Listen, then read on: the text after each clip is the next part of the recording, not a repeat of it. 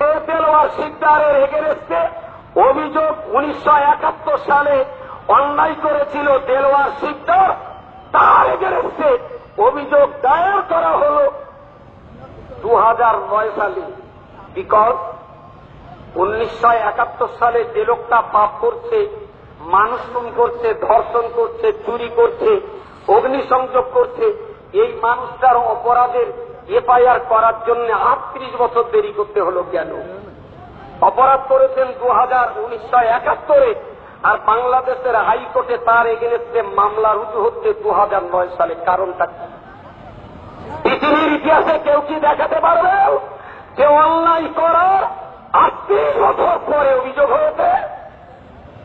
এবং অভিযুক্ত ব্যক্তি, আমি বারবার বলছি, প্রত্যেকটা কাগজপত্র আপনি খুলুন। আমি মাওলানা দেলোয়ার হোসেন সাঈদীর পরিবারের মানুষের সঙ্গে যোগাযোগ করেছিলাম।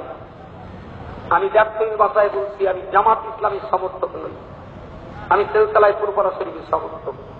তবে আলেমার টুপির দাড়িতে কলঙ্ক লেপন করা হবে, আমার দেহে শেষ রক্তের ফোঁটা জ্যান্ত থাকা অবস্থায় আলেমের ইজ্জতের জন্য প্রাণ দিতে কুণ্ঠিত করতে হবে। জামাত ইসলামী করে, কে হালিদিস করে, সে বেরেলি করে, কেউ আল্লামদানি করে, সে গায়ের মুখাল্লিস কিংবা মোহাম্মদী। আজকে সাঈদী সাহেবের জামাত ইসলামীর পরিচয় আমাদের কাছে বড় পরিচয় নয়। গোটা দুনিয়ার 210 কোটি মুসলমান আল্লামা সাঈদীকে জীবন্ত কোরআন বলে তারা সাক্ষী দিয়েছে। এটাই হল বিশ্বের মুসলমানের কাছে মাওলানা দেলোয়ার হোসেন সাঈদীর সবচেয়ে বড় পরিচয়। তিনি জামাত ইসলামের নায়েবে আমির, এ পরিচয় তার ছোট পরিচয়। তিনি আল্লাহর কোরআনের বিশ্ববিখ্যাত মুফাসসির, এটাই হল সাঈদীর শ্রেষ্ঠতম পরিচয়।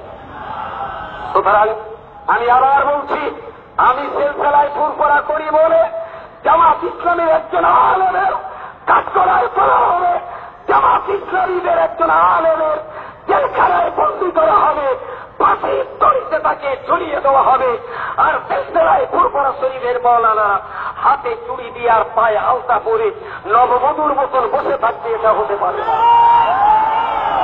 সুতরাং আজকে যে 15টি সংগঠন, যে 15টি সংগঠনের নেতৃত্ব আজকে এখানে এসেছেন, আমি তাদেরকে সাধুবাদ জানাচ্ছি যে আত্মকন্দল, গৃহকন্দল ভুলে যে কোরআনের স্বার্থে, ঈমানের স্বার্থে, ইসলামের স্বার্থে, দেশের সার্বভৌমত্ব রক্ষার স্বার্থে আপনাদের অবশ্যই ঐক্যবদ্ধ হবে।